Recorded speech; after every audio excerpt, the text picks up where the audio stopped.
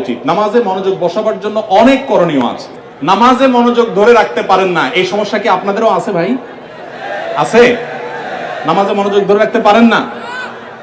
আজকে আমি আপনাদেরকে নামাজে মনোযোগ ধরে রাখার জন্য কয়েকটা টিপস, কয়েকটা পরামর্শ দিয়ে যেতে চাই, এবং আমি নিজে এগুলোর উপরে আমল করে আলহামদুলিল্লাহ ফল পেয়েছি, পরীক্ষিত।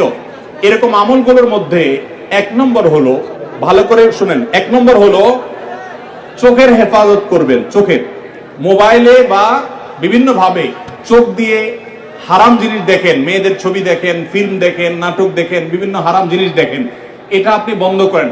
পরীক্ষামূলক 1 মাসের জন্য আপনি একটু চোখের রোজা করেন, আত্মনিয়ন্ত্রণে করার চেষ্টা করেন। যেই পুরুষ নিজেকে নিয়ন্ত্রণ করতে পারে না, সে আবার কিসের পুরুষ, সে আবার কিসের যুবক? নিজেকে নিয়ন্ত্রণ করার চেষ্টা করেন, এবং চোখের হেফাজত যদি আপনি করতে পারেন, আমি আপনাকে লিখিত দিতে পারি, টানা যদি আপনি দীর্ঘদিন আপনি এই কাজটা করেন, ইনশাআল্লাহ আপনি নামাজ এবং যে কোনো ইবাদতের স্বাদ পাবেন। শুরু করবেন অন্তত। দ্বিতীয়ত, হারাম উপার্জন ছাড়তে হবে। কি ছাড়তে হবে? হারাম খাওয়া ছেড়ে দেন, হালাল খাওয়ার গ্রহণ করেন, এটাও ইবাদতে মনোযোগ সৃষ্টি করতে সহযোগিতা করে। তৃতীয়ত, নামাজের জন্য বিশেষ করে বলতে চাই, এই যে পয়েন্টটা এখন বলতেছি নামাজের মধ্যে, এইটা যদি করেন আর আপনি মনোযোগ না আসে, আপনি আমাকে ব্যক্তিগতভাবে জানায়েন যে আপনি ভুল বলে আসছেন। আমি আলহামদুলিল্লাহ এটার উপরে নিজে 100% উপকারিতা পেয়েছি, অনেককে পরামর্শ দিয়ে তাদের মধ্যে উপকারিতা পেয়েছি। সেটা হলো নামাজের টাইমিংটা বাড়িয়ে দেন, অর্থাৎ দীর্ঘ সময় নিয়ে নামাজ পড়েন। আপনার 4 রাকাত নামাজ পড়তে 5-6 মিনিট সময় লাগে, বা 6-7 মিনিট সময় লাগে, আপনি এটাকে ডাবল করে দেন, এবং সূরা ফাতিহা পড়ে একটু অপেক্ষা করে অন্য সূরা পড়েন, একটু সময় নেন।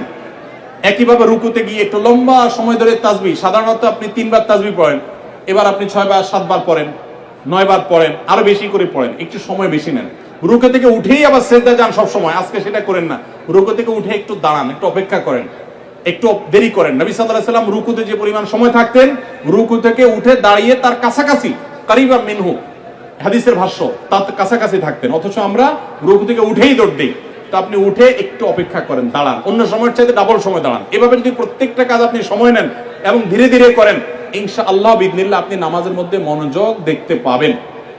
3টা গেল। 4 নম্বর হলো নামাজের মধ্যে যে সূরা কেরাতগুলো পড়েন, এই যে আজকে আমরা 3 কুল সম্পর্কে আপনাদেরকে বললাম, নামাজের দোয়াগুলো, সূরাগুলো, কেরাতগুলো, এগুলোর অর্থটা বোঝার চেষ্টা করবেন। তাহলে নামাজের ভিতরে ওই অর্থের কথা আপনার মাথায় আনতে পারবেন, আপনার মনোযোগ ধরে রাখতে পারবেন। আর আরেকটা পরামর্শ হলো, ইবাদত এবং নামাজে বিশেষ করে মনোযোগ সৃষ্টি করার জন্য আগে থেকে মনোযোগ নষ্টকারী বিষয়গুলো থেকে সরে আসেন। অনেকে আছে মোবাইল টিপতে টিপতে নামাজে দাঁড়ায়, নামাজে ঢোকার আগে, মসজিদে যাওয়ার আগেই মোবাইল সুইচ অফ করে ফেলান এবং এরোপ্লেন মোড করে ফেলান, যাতে করে মেসেজ আসলেও টের না পান। ইনশাআল্লাহ দেখবেন মনোযোগ আসবে। সেই সাথে আল্লাহর কাছে দোয়া করবেন। একটা দোয়া শিক্ষা দেই, প্রত্যেক নামাজের পর, 5 ওয়াক্ত নামাজের পর আমার নবী সাল্লাল্লাহু আলাইহি ওয়াসাল্লাম এই দোয়াটা নিয়মিত পড়তেন, আমরাও পড়ার চেষ্টা করব। আল্লাহুম্মা আইন্নি আলা যিকরিকা ওয়া শুকরিকা ওয়া হুসনি ইবাদাতিক, হে আল্লাহ আমাকে আপনি সাহায্য করুন, আপনার জিকির যেন করতে পারি, আপনার শুকরিয়া যেন আদায় করতে পারি, এবং আপনার ইবাদতটা যেন সুন্দর মতো আদায় করতে পারি।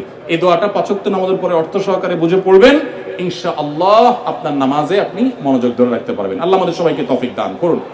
নামাজের মজা এমন এক জিনিস ভাইরা, আমাদের নবী সাল্লাল্লাহু আলাইহি ওয়াসাল্লাম রাতে যখন নামাজে দাঁড়াতেন, পা ফুলে যেত, রুকুতে যেতেন না, এত সময় ধরে কেরাত পড়তেন, মজা পাইতেন। আর আমাদের কাছে নামাজটা একটা বোঝা, পড়ে শেষ করতে পারলে আমরা বাইরে যেতে পারলে জান বাঁচে, কারণ মজা পাই না।